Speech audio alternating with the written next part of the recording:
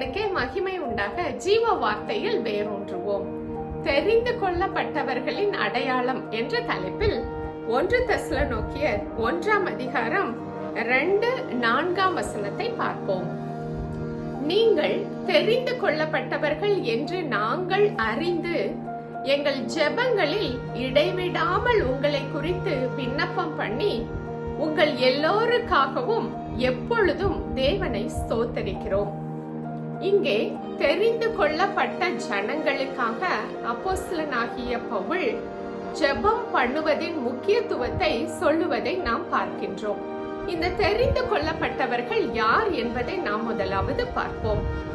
வார்த்தைகளினால் விவரிக்க முடியாத பரமனின் திட்டங்களை மனதிலே சுமந்து கொண்டு புரிந்து கொள்ள முடியாத நேசரின் அளவற்ற அன்பினால் திகைத்து நின்று நினைத்து பார்க்க முடியாத அளவிற்கு அனுதினமும் பெருக பண்ணுகின்ற கிருபையை பெற்றுக்கொண்டு கரடு முரடான பாதைகளிலும் மேடு பள்ளங்களான வாழ்க்கையிலும் அனுதின சவால்கள் மத்தியிலும் ஜீவனுள்ள வார்த்தைகளை மாத்திரம் இறுக பிடித்து கொண்டு அந்த வார்த்தையின் வெளிச்சத்திலே அனுதினமும் வழிநடத்தப்பட்டு வருகின்ற தேவனால் தெரிந்து கொள்ளப்பட்டவர்கள் இவர்கள் என்பதுதான் அடையாளம் என்பதை இதற்கு முந்தின வசனத்திலே நம்மால் பார்க்க முடிகிறது.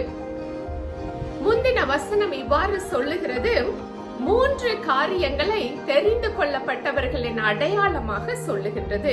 முதலாவது விசுவாசத்தின் கிரியையை உடையவர்கள், 2வது அன்பின் பிரயாசத்தை உடையவர்கள், 3வது நம்பிக்கையின் பொறுமையை உடையவர்கள்.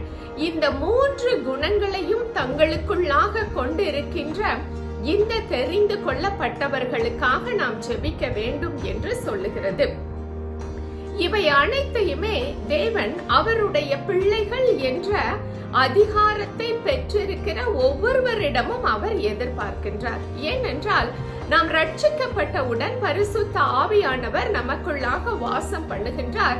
பிதாவாகிய தேவன் நம்மை பார்க்கும் பொழுது தனது சாயலின் ரூபத்தை நமக்குள்ளாக தேடுகிறார் என்று வேதம் சொல்லுகிறது.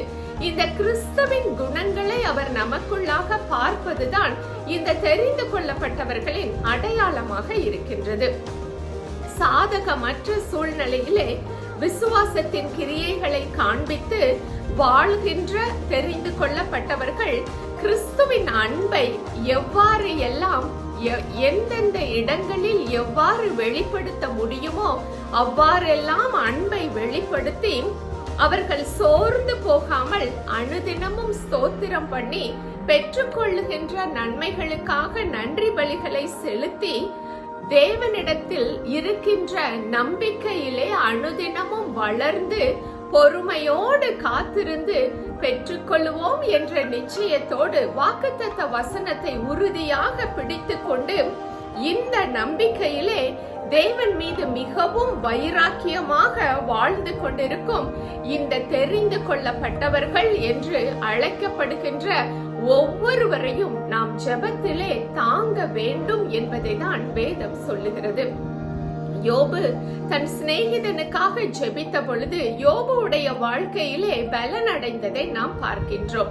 இரட்டத்தனையான பலனை தேவன் கொடுத்ததை நாம் பார்க்கின்றோம். அப்படியாக ரட்சிக்கப்பட்டு தெரிந்து கொள்ளப்பட்டு தேவனுக்காக பிரித்தெடுக்கப்பட்டு வைராக்கியமாய் வாழுகின்ற நாம் ஒவ்வொருவரும் நம்மை போல் தேவன் அழைத்திருக்கின்ற ஒவ்வொருவரையும் ஜெபத்திலே தாங்கும்படியாக தேவன் விரும்புகிறார். இடைவிடாமல் அவர்கள் ஒவ்வொருவருக்காகவும் நாம் ஜெபிக்க வேண்டும் என்றும் பரிந்துரைத்து தேவனுடைய பாதத்தில் நிற்பதை தேவன் விரும்புகிறார். ஏனென்றால் ஜெபம் இல்லாமல் இந்த பாதையிலே நிலைத்திருப்பது மிகவும் கடினமான விஷயமாக இன்றைய சூழலில் இருப்பதை நம்மால் பார்க்க முடிகிறது. நாம் குற்றங்களையும் குறைவுகளையும் பார்க்கும் பொழுது விமர்சனம் செய்கிறவர்களாய் இல்லாமல் அவர்களுக்காக நாம் ஜெபம் பண்ண வேண்டும் என்பதை தான் வேதம் நமக்கு கற்றுக் கொடுக்கிறது. இவ்வாறு தேவனுடைய பிள்ளைகளுக்காக நாம் ஜெபிக்கும் பொழுது தேவன் நம்மை ஜெப வீரர்களாக மாற்றுகிறார். ஆவியிலே நிறைந்து தேவ திட்டங்களை அழைக்கப்பட்ட ஒவ்வொருவருடைய வாழ்க்கையிலும் நிறைவேறும்படியாக நாம் ஜெபத்திலே தாங்க கர்த்தர் நமக்கு கிருபை தருவாராக. ஆமென்.